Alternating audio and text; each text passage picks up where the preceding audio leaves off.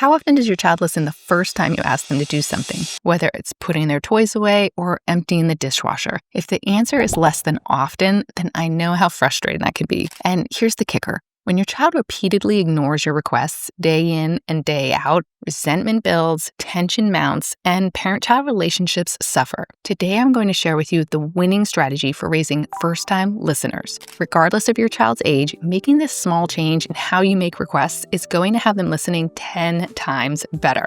We'll start right off the bat with the 2 words that will get your child listening like a champ. Then I'll share the psychology behind why it works so well and 3 essential pointers to be sure you use it in the way that will get you the best results. It's amazing something so simple works so well, but just 2 words make all the difference in the world when trying to get your kids to listen to your requests. Acknowledge and respond. Here's how it works. Instead of just asking your child to do something like saying, "Please turn off the TV, screen time is over," having them say, "Okay," and then being super irritated when you walk back into the room 10 minutes later and the TV is still on, try this. Ask your child to turn off the TV, then add acknowledge and respond.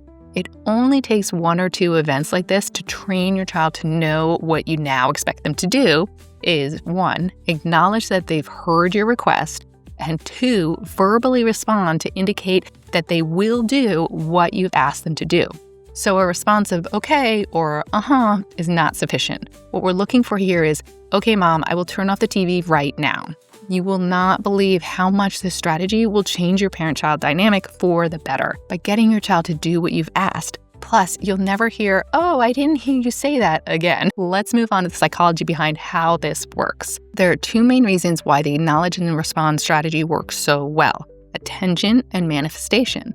Let's start with attention. When you ask your child to turn off the TV and they just respond, okay, they're relying on a type of cognitive process called divided attention. They've not stopped focusing on the TV. They've only given your request a fraction of their attention.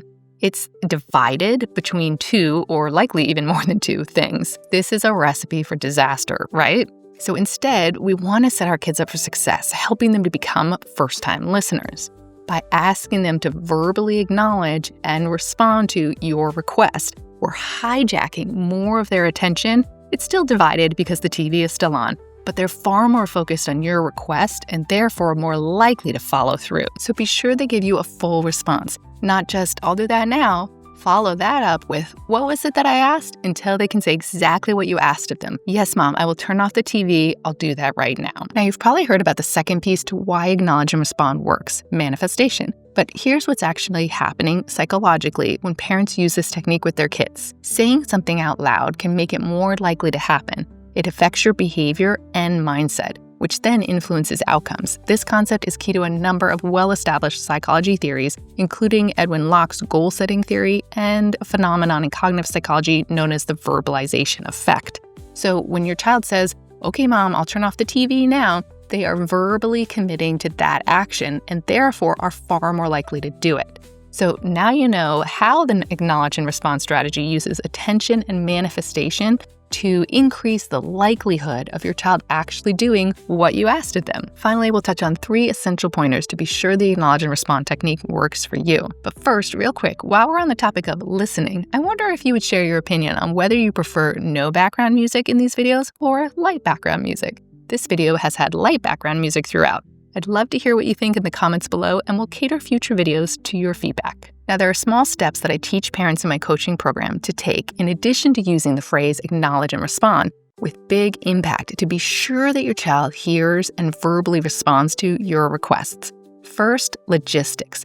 Now, with children of all ages, but especially younger children, proximity and eye contact are critical. So as much as possible, make sure that you're close to your child in the same room, not hollering from another room, and that they're showing you eye contact. They're actually taking their attention away from the TV screen and putting it directly on you. And if necessary, you can say something like, "Please look me in the eyes," while you respond. Second, use this phrase consistently to get them in the habit of verbally responding and committing to the action.